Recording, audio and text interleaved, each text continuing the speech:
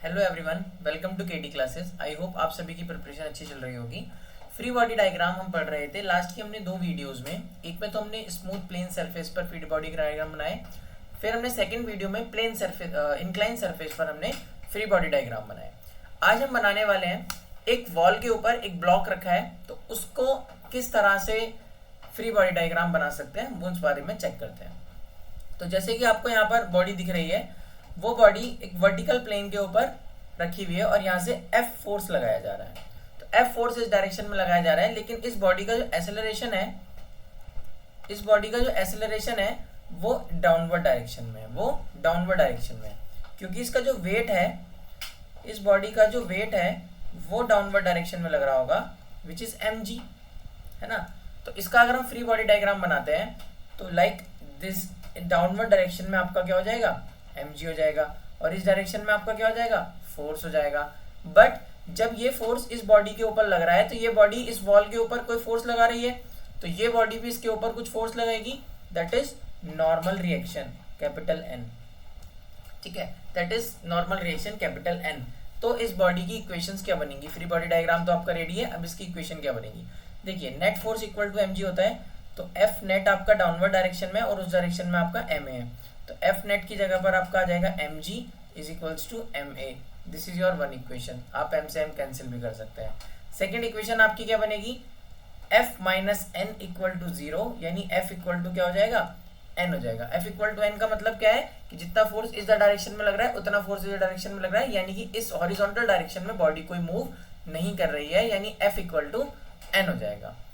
चलिए next diagram की तरफ चलते हैं। मान लीजिए यहाँ से कोई फोर्स लग रहा है F1, यहाँ से कोई फोर्स लग रहा है इसको अपवर्ड डायरेक्शन में F2, और body will accelerate in the upward direction. तो किस तरीके का डायग्राम बनेगा, तो मैंने बोला ये है F1, ये है F2, डाउनवर्ड में क्या लग रहा होगा इसका, mg।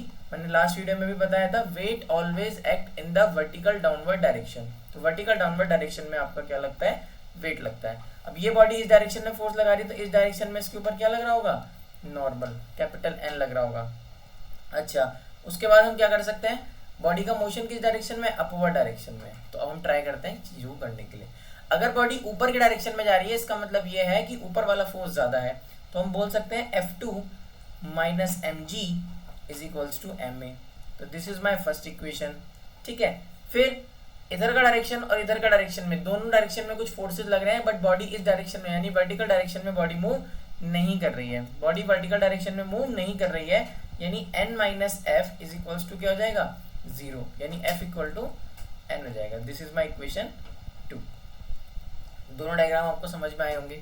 चलते हैं अपने थर्ड डायग्राम के ऊपर। तो कुछ इस एंगल पर, अगर हम एंगल इसको बता दें तो लाइक इस एंगल पर आपका क्या होगा, फोर्स लग रहा है मान लीजिए। ठीक है, तो किस तरह से चीजें होंगी, तो देखिए, एक तो डाउनवर्ड डायरेक्शन में mg तो लगेगा ही लगेगा, उसको तो हम चेंज नहीं कर सकते हैं।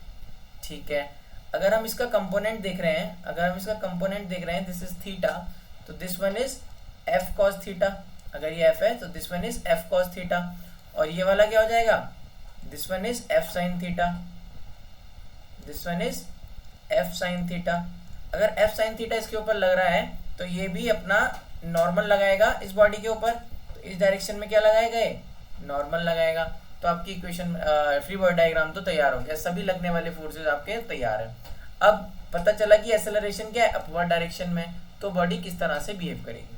तो देखिए, f cos theta minus mg is equals to, तो ma हो जाएगा, क्योंकि बॉडी अपवर्ड डायरेक्शन में जा रही है, यानी ऊपर वाला फोर्स ज्यादा है, नीचे वाला फोर्स कम है। तो f cos theta minus mg is equals to ma हो जाएगा। और इधर वाला डायरेक्शन और इधर वाला डायरेक्शन का दोनों का क्या है, बॉडी विल नॉट मूव, तो क्या हो जाएगा, n is equals to f sin theta. This is equation 2, this is equation 1। आप इन दो इक्वेशन को सॉल्व करके आराम से चीजों को निकाल सकते हो। नॉर्मल रिएक्शन निकालना है वो निकल जाएगा, एक्सेलरेशन निकालना है वो निकल जाएगा, ये सारी चीजें आप इससे फाइंड आउट कर सकते हैं। लास्ट डायग्राम है आपके पास कि अब इस डायरेक्शन में फोर्स लग रहा है, मान लीजिए आप इस डायरेक्शन में फोर्स लग रहा है एट एन एंगल थीटा। तो देखिए, डाउनवर्ड डायरेक्शन में क्या हो जाएगा आपका, ये force cos theta, f cos theta हो जाएगा। ठीक है, और इस डायरेक्शन में आपका कंपोनेंट क्या हो जाएगा, f sin थीटा हो जाएगा। अगर इस डायरेक्शन में f sin थीटा है, तो इसके ऊपर एक नॉर्मल रख रहा होगा, विच इज कैपिटल N। यहाँ तक बात क्लियर है। बट इस बॉडी का वेट भी तो होगा जो डाउनवर्ड डायरेक्शन में लगेगा, दैट इज mg, और बॉडी का जो एक्सेलरेशन है वो भी डाउनवर्ड डायरेक्शन में है। तो इसमें आपको क्या इक्वेशन बनेगी, f cos theta plus mg, दोनों सेम डायरेक्शन में इसलिए ऐड हो गए, is equals to ma, this is one equation. और एक इक्वेशन हो जाएगी f sin theta is equals to n, this is second equation. ये वाली इक्वेशन क्यों हुई, क्योंकि इधर लगने वाला फोर्स इधर लगने वाला फोर्स दोनों फोर्सेस बराबर हो गए, तो मोशन नहीं है तो दोनों फोर्सेस बराबर हो गए। वर्टिकल डायरेक्शन में मोशन है तो यानी कि दोनों फोर्सेस एक ही डायरेक्शन में लग रहे थे, तो दोनों को हमने ऐड ऑन कर दिया, इक्वल टू ma।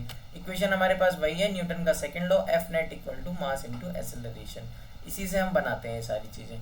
तो आई होप आपको ये भी समझ में आया होगा vertical motion. In the next video हम क्या करेंगे, अभी तक हमने एक एक ब्लॉक का फ्री बॉडी डायग्राम बनाया सेपरेट सेपरेट, अब हमारा कॉम्बिनेशन आने स्टार्ट हो जाएंगे। पहले हम देखेंगे कि दो ब्लॉकों को अगर हम एक साथ कंबाइन करके रखते हैं तो उसके ऊपर किस तरीके के फुट बॉडी डायग्राम बन सकते हैं।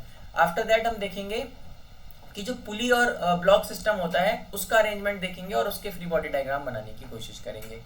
तो आपने यहाँ तक अगर वीडियो देखा है तो thank you for watching our video.